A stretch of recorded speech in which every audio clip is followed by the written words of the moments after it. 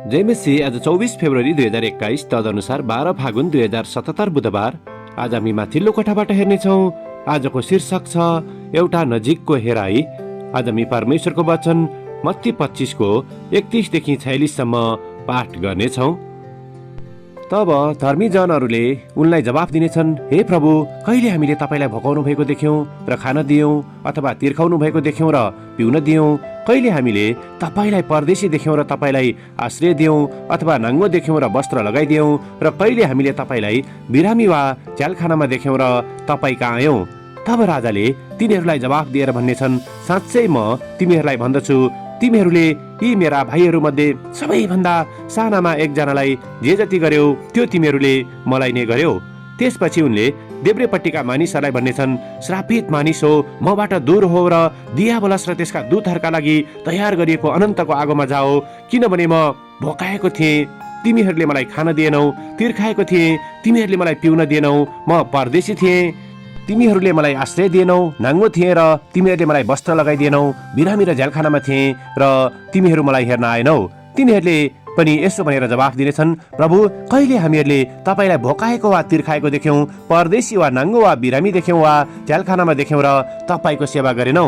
तब उनले तिनीहरूलाई जवाफ दिनेछन्, साँच्चै म तिमीहरूलाई भन्दछु, यी सबैभन्दा सानाहरूमध्ये एकजनालाई जे जति गरेनौ त्यो तिमीहरूले मेरो निम्ति गरेनौ।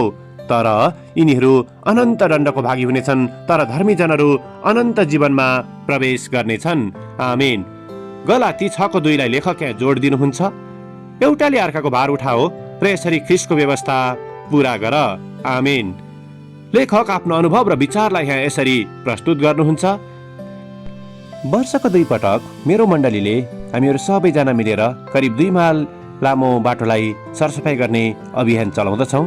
सुरुवातमा हामीले 2 भागमा झुण्ड विभाजन गर्दछौँ र 2 छेउबाट सफा गर्दै हामी 20 भागमा भेट्दछौँ। उक्त कार्यमा म पहिलो पटक भाग लिएको क्षणलाई सम्झना गर्दछु। त्यस समय बाटोमा फोहोरहरू कति छन् भनी मैले आफ्नो गाडीबाट बिस्तारै एक राउन्ड निरीक्षण गरेको थिएँ। बाटोको निरीक्षण गरेर फर्किएपछि मैले आफ्नो झुण्डमाझ यसरी भनेको थिएँ, यो काममा सायद धेरै समय नलाग्ला, बाटोमा त्यति फोहोरहरू छैन। त्यसको केही समयपछि हामीले आफ्नो झोलाहरू उठायौँ र सरसफाइ गर्न सुरु गर्यौँ। तर सुरु गरेको 2 मिनेट पछि म गलत रहेछु भनी मैले थाहा गर्न सकेँ। गाडीबाट 25 माइल प्रति घण्टाको गतिमा मैले नदेखेका फोहोरहरू बिस्तारै हिँडेर सफा गर्दा यत्रतत्र देखिन थाले। आखिर त्यत्रो प्लास्टिक, कागज, फोहोर र सिसाहरू कहाँबाट आए होलान्? तब मैले एक्कासी त्यही किसिमको दृष्टिकोणको समस्या मेरो जीवनको अर्को पाटोमा पनि रहेको छ भनी थाहा गर्न सके।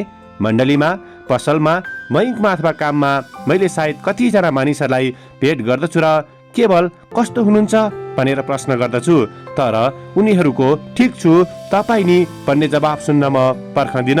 किनभने म आफ्नो काममा यति धेरै व्यस्त हुन्छु कि म निकै छिटो त्यहाँबाट गुज्रिसकेको हुँदछु र सायद अरूहरूको बोधलाई थाम्ने अवसरहरू म त्यसरी धेरै पटक चुकाउँदछु।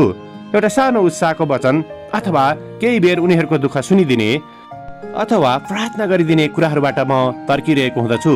तर जब आफ्नो गतिलाई कम गरेर म अरूहरूलाई सुन्दछु अथवा उनीहरूको सङ्घर्षहरूलाई देख्दछु, तब मात्र मैले ख्रीष्टको आज्ञालाई पालना गर्न सक्दछु। आमेन। आजको विचार, यदि मैले आफ्नो गति कम गरेँ भने परमेश्वरले मलाई अरू व्यक्तिहरूलाई उठाउने अवसर देखाउनु हुनेछ। प्रार्थना। स्वर्गीय पिता, हाम्रा वरिपरि रहेका र सहायताको आवश्यकतामा रहेकाहरूलाई देख्नको निम्ति हामीलाई सहायता गर्नुहोस्, येशूको नाउँमा। आमेन। आजको लेखक जर्ज इलियाड, भर्जिनिया, अमेरिका। आजको प्रार्थनाको विषय, बाटो सरसफाइ गर्ने झुण्डहरूको निम्ति।